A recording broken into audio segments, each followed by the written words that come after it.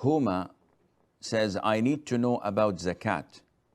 That is it given on a fixed day of the year or can be given in installments throughout the year? Secondly, should the zakat amount be given altogether to a person or a group, or can be given to different persons as required or requested? Firstly, zakat has two conditions without which there is no obligation of paying zakat. Condition number one, it reaches the threshold, the nisab. For cash and silver, it's the value of 595 grams or more. For gold, it is the 85 grams of pure gold or more. The percentage is 2.5% of each. The second condition is that a full lunar year passes while this cash, gold or silver, is in your possession. If 11 months and 28 days pass and then you spend it, there is no zakat. It has to finish a full lunar year. Now, can we give it in installments? The answer is no. The zakat is for the previous year. So once it finishes 1 year, you have to give it immediately.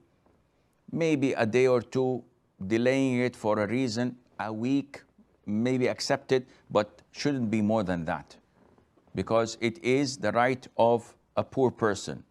One says, okay, I have a poor relative, but my zakat is due today, and my relative will come in 5 months' time, and I cannot transfer it to him. What should I do?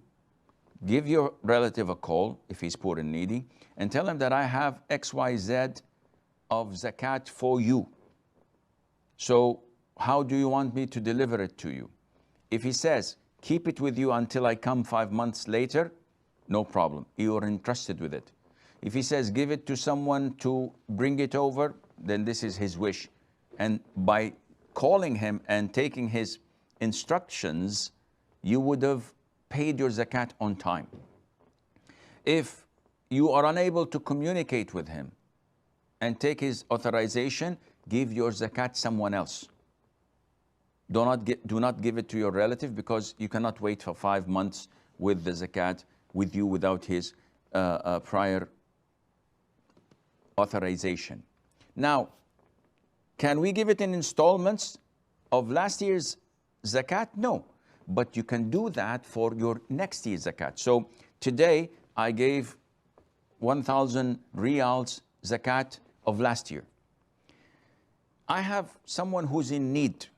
So I calculate or I estimate that next year's zakat should be the same, 1,000 riyals, maybe a little bit more. So from today, I give this needy person 100 riyals per month until next year's zakat time or date. I calculate how much did I pay? I paid 1,200 riyals, 100 every month. Month. How much is next zakat when it's due? Is I calculate and I find that it is 1,500. So I have 300 balance to settle. I found out it's 1,000 only. Then 200 would be a normal sadaqah, and it's not part of the zakat. So I hope this clarifies things a little bit for you. Secondly, should the zakat amount be given to all together? Zakat, Allah mentions in the Quran in ayah 60, in chapter 9, Surah At-Tawbah, that there are 8 categories where you can give zakat to. And you can choose to give your zakat to all of these 8 categories. You can choose to give it to one category, but multiple people, like the poor. It's one category out of 8, but there are, let's assume, 100 poor people I know. So I divide my zakat over them. And you can give it to one person only. You have to analyze and come up with the conclusion which is more beneficial.